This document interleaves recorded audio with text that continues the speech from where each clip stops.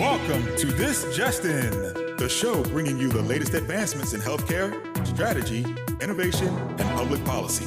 And now, for the fastest voice in healthcare, here's your host, Justin Barnes.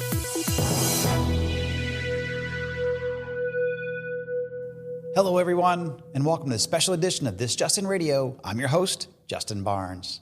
Today we're broadcasting live from Tampa, Florida in the Moffitt Cancer Center with a very special show as our next installment in our Cancer Innovation Series. Many thanks to longtime friends Dr. Kamal Jethwani and Dr. Nanish Parikh for the invitation and opportunity to be here. We're about to embark on a series of episodes focused on cancer care, innovation, patient outcomes, and survivorship. I hope you find all these episodes as enlightening, as encouraging as me.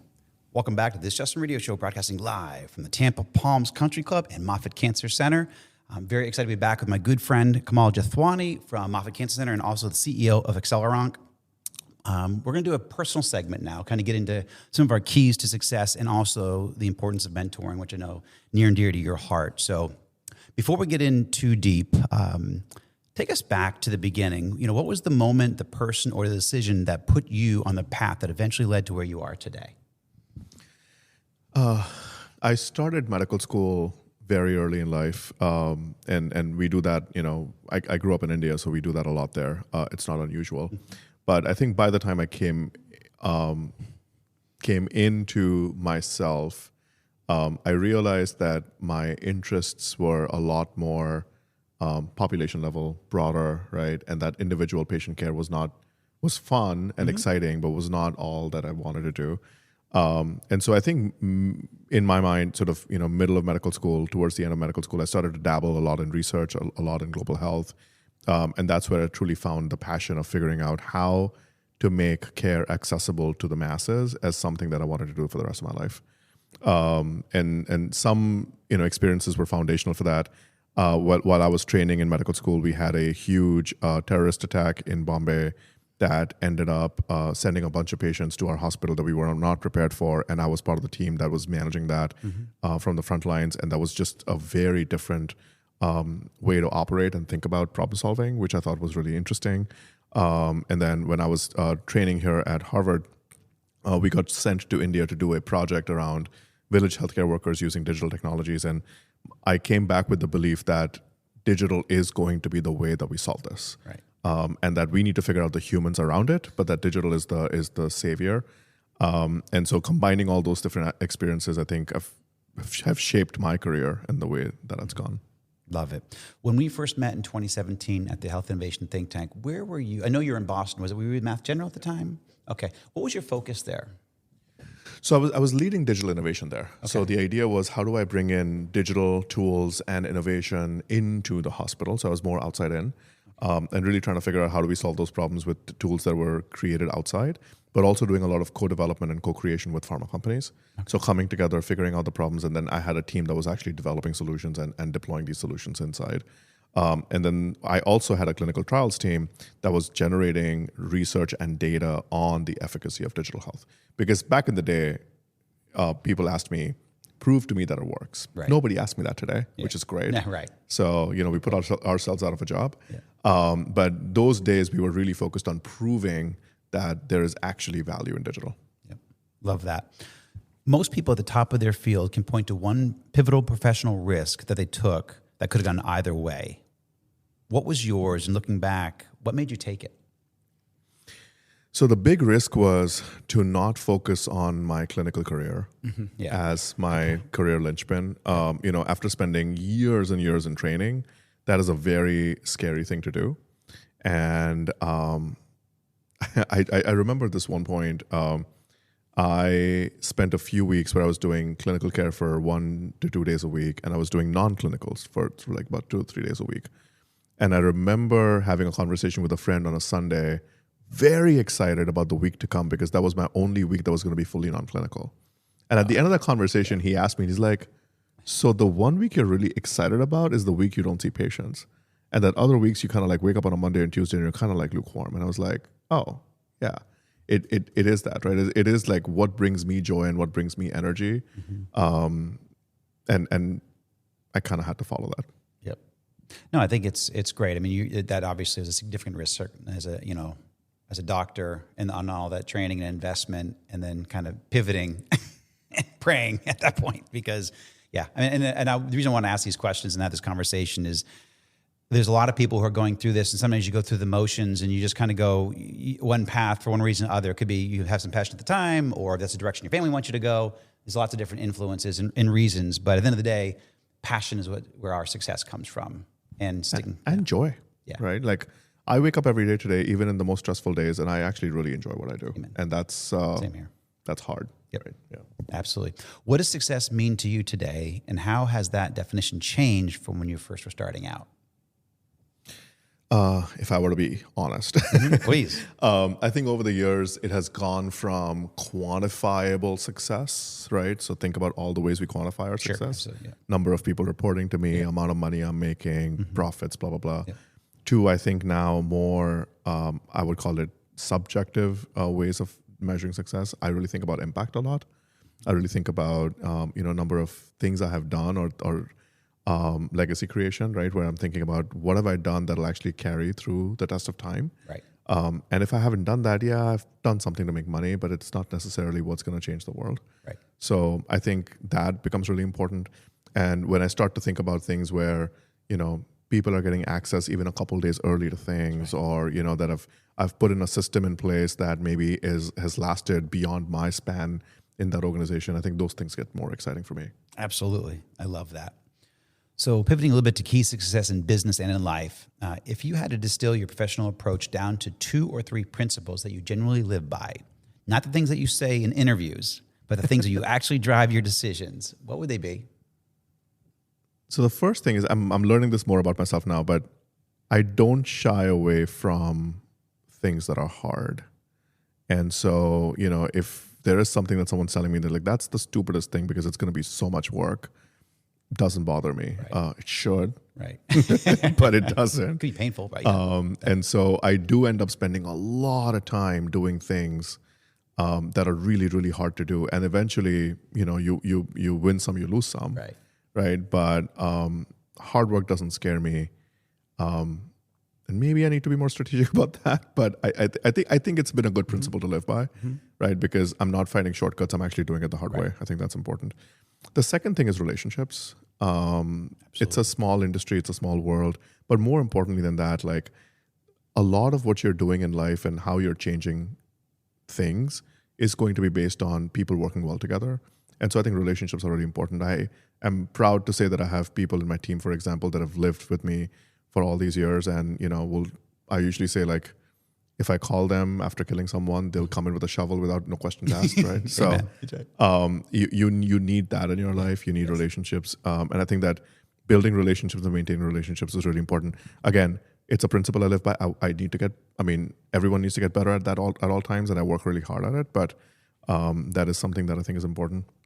And I think the third, if I had to do 3, the third one is, I think, investing in talent and building people up.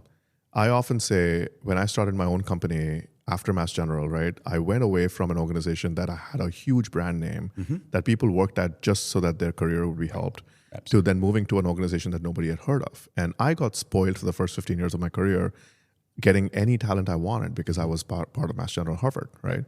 So when I started my own company, I knew that I needed a different special reason to bring people to get excited to work for our mission. That's right. And the way you do that is you find the diamonds in the rough and then you groom them and you build them, because you will never get someone who's ready for the job day one in a small company. Right. So, and I follow that principle till today. I don't think we've still, till today, had a person that's been ready for the job on day one, but you figure out the potential that they have, and then you spend the time and energy building them up. And once you do that, then you have loyalty for life. Absolutely. No, and I love that. I want to take a moment here, because you talk about hard work, critically important. Certainly nowadays, when we think we can just type in AI and it spits out all this great stuff, and well, that is awesome. It's transforming our lives, and we all love it. It still comes down to hard work and not shying away. And it even reminds me, Jake and I, we got up here earlier yesterday to begin to prep for today and tomorrow. And we thought we almost had the day done. We still sat and crunched out 2 more hours of work last night because we had some really important things. It was some very tedious work that we didn't want to, and not to be here, but on the different side of the company. But we did the real hard work, and I don't shy. It was the same thing. I take the time. I take an extra hour or 2 at times, and it's really important. And I don't think people do that as much anymore. You brought it up as one of your pivotal principles, and I want to certainly underscore that. And then relationships. It's everything for me. At this point in my career, everything, my whole entire life is now all about relationships. And I only work with people, even inside the radio show, but then outside in my own growth performance company, people that I've known for 10, 15, 20, 30 years. Because you can run fast with people that you know and that you trust, and then that trust you, and you can break through. So we don't, again, and I come and take this special time to call this out, because this is so important for people who, it doesn't matter your age, 15, 20, 30, 40, relationships are your future. So, and if you want to have an easier future or a better glide path, focus on that. Don't churn and burn. Yep. And your word is your bond, and that builds relationships and those kind of components. And so, and obviously investing, I think I've had at any given time 15 to 30 interns working with me at different points in my career. And now a lot of them are CEOs. It's kind of cool seeing them 30 years later. Even my producer and right-hand guy, Jake, I met Jake when he was 22, and now he's 26, 27. He's getting old. But yeah, so it's almost 5 years of great success. So totally agree with you. I love that. So healthcare and oncology innovation require an unusual combination of scientific rigor, institutional collaboration, and entrepreneurial urgency. How do you hold all of that together without losing momentum? Yeah, I love that question. I think that the one thing my clinical degree did give me was the credibility to have the conversations internally, right? And so when you're innovating from inside a health system, I think when you can shortcut it and actually talk to the frontline workers in a way that they understand, I think that helps you a lot, right? I think my personal entrepreneurial momentum and urgency came from the fact that I started my company bootstrapped. Yep. Right. I had to make money to be able to spend money. So it's not the typical VC way to do it. Right. And so every single day, every single week, couldn't miss a revenue goal, because if I would miss a revenue goal, I would miss payroll. Exactly. Right. And so I think the first few years of going through that churn has really given me that sense of like, now, even if I have raised money, I don't operate as if I have. It is all as if, I'm running a grocery store, pretty much, right? It's like, that's kind of how you have to operate. And I think that sense of urgency is really cool. And I think it percolates to the team. I think the team enjoys it. And yes, it creates a little bit of stress and work. But, we operate on a daily or a weekly timeline, not on a monthly or a quarterly timeline, which is true for many health systems and pharma companies. Absolutely. And I think margins. Exactly. And so, when you're saying, okay, like I need to accomplish this in the next 7 days or 5 days, that starts to bring a different level of urgency, but also competence. That's right. In the team, right? And I think that's really cool. And I like to set pretty aggressive goals from a timeline perspective, because that helps you maintain momentum and that helps you get energy out there, and that energy sort of percolates and I think gets addictive. So now my team asks me, it's like, okay, what is our next like super aggressive deadline we could put on this, because it's fun to be able to operate that, achieve that, and then move forward. Yep. So kind of follow on there. Every high achiever has a discipline or habit that most people around them do not fully see. What is yours, and the thing that you consistently that has paid the biggest dividends over time? I wish I had like a straightforward, clear answer, like wake up at 5 or whatever. I don't do any of that. I think it's probably going to be a boring answer, but I think spend the time with your people. Yeah, it is. I think that's really it. It's like, and I notice that about myself when I do that well and I do that consistently, I see consistently good outcomes. When I stop doing that because of whatever reason, I'm traveling too much, I'm too busy, or mentally occupied, I see things sort of splitting at the seams. And so that's been my lesson, is like, how do I consistently spend the time with my team, with my people, to make sure that they're equipped with what they need, and that we're sort of circulating ideas, right? And I'm listening, they're listening, and then we're sort of moving things forward. Yeah, I mean, the whole adage, you want to run fast, run run alone. If you want to run far, run with others, Yeah. So very important. Happiness. Let's dive over to, let us talk about happiness, not just professional fulfillment, but genuinely feeling good about your life. What does it look like for you, and how intentional are you about protecting it? It's a great question, and I've had to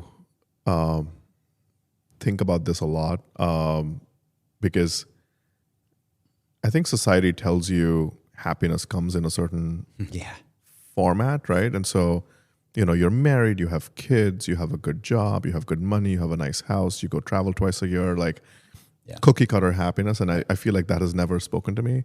And I think that I've had to start to think about this a lot more deeply. Again, more recently, I got divorced, and I'm living mostly alone, and I have a job that keeps me very busy. And so in those realities, really thinking about what is it? Like, what is happiness? Right. And, what does that even mean? And I think starting to think about that has been really interesting. I know I like to do certain things. I know I like to have time to think. I know I like to process. And so giving myself the grace and the time to do that, I think that's where I'm starting. Excellent. I need to get better at protecting it. I have been on that journey and getting there, but I definitely need to still get better at protecting it. Yeah, it's something that I had to learn. I think when we sold the Greenway, our first big company, you had kind of this financial, and then you're like, wait a second, I'm not achieving, or this does not feel the way I thought I was going to feel. This is the pinnacle I've been working on for 12 years straight. Had some of the other check boxes, but then when it wasn't there, it kind of made me rethink about the whole thing. Everything you think about, you have all these societal check boxes, and you achieved all that, but that doesn't quite bring it there. And then when you cross over, I think 40, you begin to look at, hey, I have 40, 50, maybe 60 good years left. Hopefully 50 or 60 good years. But what do you want? And so I actually went through a divorce too, very intentionally, just because I wanted my future to look different than my past. And so, now I'm extremely intentional about protecting what I have, because I went through a lot to get there. So what is happiness for you? I'm sorry? What is happiness for you? One line. Peace. One word, to be honest. Peace. I work very hard at boundaries, and everything we talked about before on, hard work, relationships, and investment in other people, that's all critical to me having peace, to be honest. Because when I do those are the right things, even though you laid them out, I also agree with them 100%. That gives me peace. So I think for me, and then I protect it by intentionally seeking peace. Now, peace does come from conflict. I'll create conflict to create peace, but that's not intentional. It has to happen. Yeah, I love that. And the one thing I'll say is I've started this now about 4 or 5 months ago, and I like it, but I do one thing a week that brings me joy. There you go. That, it's just like pure, unadulterated joy. Good. Can be anything. Yep. At any cost. Yeah. Yeah. No, really That's important. been great. Yeah. You learn that later in life too. That's excellent. Love that.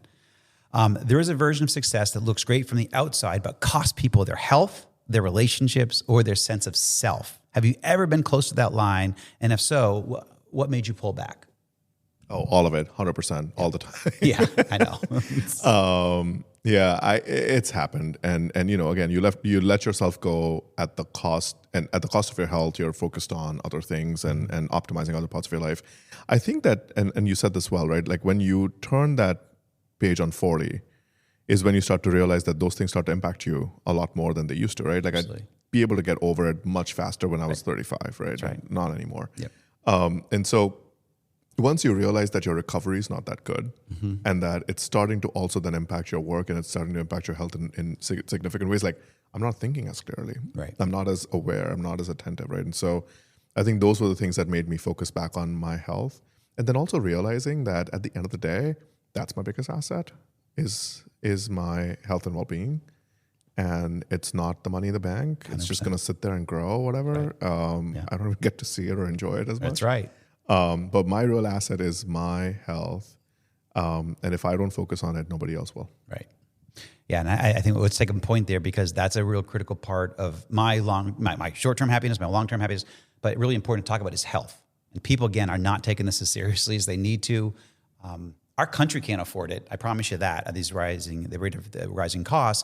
But you as a citizen, you as a person on this planet need to look at that, because you do cross over. I mean, I think it hit me when I was 41 or 40. I'm an avid runner, and when I was 40 or 41, I hurt my leg, and I did not quite heal. Maybe it was 45. I couldn't heal as fast, and I'm like, whoa! It took me like 3 months to heal from a little twisted ankle. 3 months I couldn't run. I'm like, I used to heal at 35 or 30. I would heal right up in 2 weeks. It took me almost 3 months to heal. So that's when I started to shift a lot. Like, wait a second. So that means if I can feel that little bit, there's other parts of me that I needed to change. I also think about the irreversibility of some of this, right? Absolutely. So when I see patients with cancer, and that's the last 3 years have made this really real for me, right? Yeah. Seeing people in their 40s get to that point of irreversibility, right? And then you start with the whole like, I wish I had. Oh my God, like that's just so scary. Yeah. I lost my dad very early. My dad was diagnosed with glioblastoma at 56. And he was a workaholic, like all the way through, right? 7 a.m. to midnight every single day, no breaks, no Sundays, nothing. And he always said to me, he's like, when I turn 60, Oh no.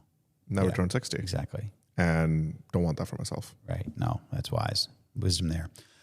So you transition to our next point. So you work in oncology, means you're close to suffering, patients, families, hard diagnosis. How do you sustain your own well-being and sense of purpose in the face of all that year after year? And you've been in, clinical care for now 30 years or so, or yeah.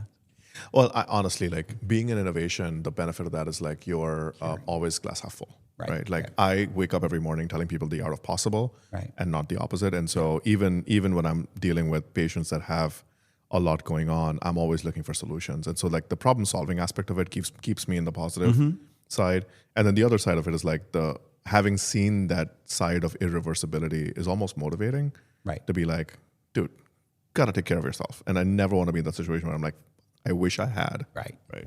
Absolutely. Great point. So what's the importance of mentoring? We'll shift that kind of close in that area. Think about the mentors that shaped your life the most. What did they do specifically? And did that make, what difference did that make? And what do you carry forward with from those thoughts? Yeah, I had a unique career trajectory where I was in jobs and roles where I was usually the youngest of my peer group because we go to med school very early in India, right? So I graduated med school at 21, and most people in this country don't even start med school at that point, right? So when I came in here and I was doing these jobs, I was significantly younger. What that meant was like I had less professional maturity. And so early parts of my career, I remember people being like, oh, like, Kamal's super smart, but he needs like a babysitter in the meetings, right? Because like, I'm saying things that I shouldn't, or I'm behaving in ways that I shouldn't. And a lot of that, like, I felt very defensive about in the beginning. But then I had a couple mentors at that point in my life where they didn't point out the obvious. They actually showed me what my strengths are and helped me amplify them. And instead of saying, do these new things that you're probably not that great at, they just said, here's your strengths. And make that on 90 or 100% of what your presence is. And everything else will fall into place. And that's the approach I take to mentorship, is identify the kernel of the diamond in the person and help them amplify it significantly, right? Like make that obvious to them, make that clear to them, and help them leverage that for the best.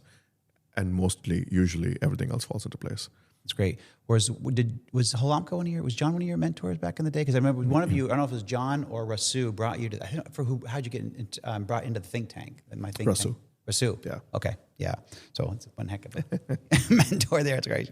So mentoring in medicine and in healthcare innovation is often informal and inconsistent.